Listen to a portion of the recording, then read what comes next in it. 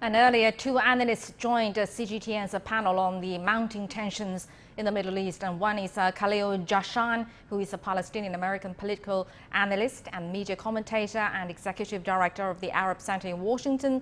And the other is Mitchell Barak from Jerusalem. He's an American-Israeli pollster and speechwriter to former President Shimon Peres and late Prime Minister Ariel Sharon.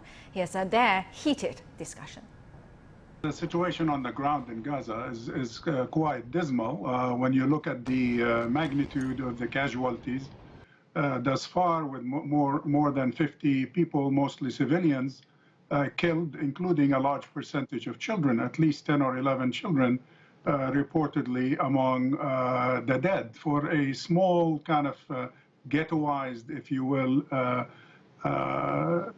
strip like the Gaza Strip, that is a heavy toll. And even though both sides keep saying they're not interested in escalating to a state of war, as happened in the past, like in 2014 or 2009 and so on, it doesn't seem to be slowing down. So, you know, the fact of the matter is they've launched almost 1,000 rockets into Israeli airspace, of which about 500 have landed. There have been Israeli casualties. The only way for Israel to fight it, it's not like they have military bases there. They go into apartment buildings, they take over apartments, they hide in schools and hospitals. And the way to stop them is to attack where those missiles are being launched from.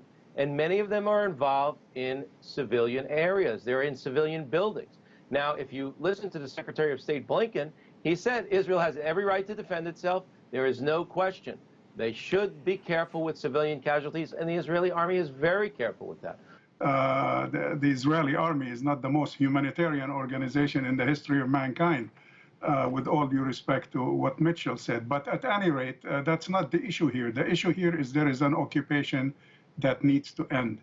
This whole case started with Sheikh Jarrah, the fact that Israel is trying to dispossess and replace Palestinian refugees who live in that neighborhood and lived in that neighborhood for more than 5 decades, and some cases even longer, and repossess their property. They're launching missiles, like indiscriminately to civilian populations, a total war crime and an act of terror, because some residents in a street in Jerusalem that have been there 50 years in houses that were originally owned by Jews before 48 they were not went all through the owned courts by and do it. Jews. So That's you're nonsense. telling me that the Gazans are so strongly identified with East Jerusalem Palestinians who are not even citizens in Palestinian Authority that they've had to fire thousands of missiles into Israel?